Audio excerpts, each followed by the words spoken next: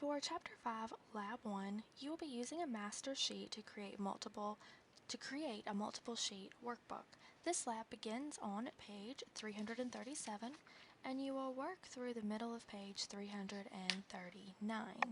To begin this lab, you will need to open the spreadsheet titled Lab 5-1 Overlay Schools from the student data files.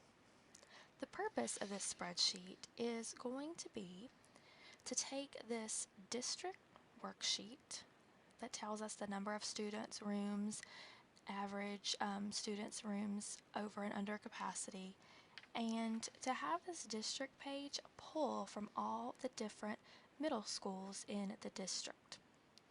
So to complete this lab, you will open and save the spreadsheets, and then you're going to need to add 2 worksheets after sheet 1 and paste the contents of sheet 1 to those empty worksheets. So remember to do that. You're just going to want to select the whole worksheet and copy it, and then you'll use paste to paste onto the blank worksheets. Once you've done that, as you can see that I have done here, you should have 3 sheets that look pretty much exactly the same.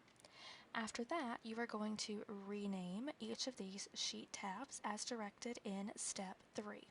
So remember to do that. You can right-click and choose Rename, or you can simply double-click on each sheet tab and type in the name that is needed. After you have renamed all of those sheets, you're also going to choose a specific color for each of those sheet tabs. So remember, here's where you can find those tab colors. And I'm okay with them not being the exact colors that you see in the example, just pick something as close as you can. Your next step will be to actually fill in the data on the sheets as it is listed in the table on page 338. Once all of your data is filled in, as you can see that for the most part I have done here, you're going to calculate the average students per room in row 9 of both of your middle school sheets. Once you have done that, you're going to move back over to the district sheet, which was originally sheet 1, and you're going to be using the sum function with 3D references, and you're also going to use the copy and paste capabilities of Excel to populate cells C6 through D8. So that would be these cells.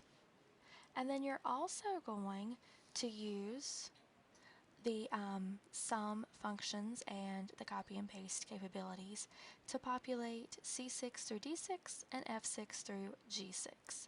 So basically everything that is here on sheet 1 or the district page is going to be pulling from your second and third sheet, which have all of your information. After you've done all of that, you're going to select F6 through F9 just on the district sheet, and then after you have made that selection, you're going to select all of your worksheets. So remember, you can do that by holding down Control as you click on each of your worksheet tabs, and you're going to be using the Format Cells dialog box to apply a custom format. So to do that, remember you can pull up your dialog box launcher, and then you will need to make sure to click the Number tab and choose Custom, and then you will fill in as directed in step 8. If you need to look back at how to create a custom format, you can look back in your book starting on page 289 through 290. Once you have applied your custom format, you're going to be using the Cell Styles button to create a new cell style called My Title, and then you're going to be formatting the rest of your workbook. You'll also be adding some borders and a couple other formatting tasks. After you have completed through number 14, you're going to save your spreadsheet and submit in Blackboard.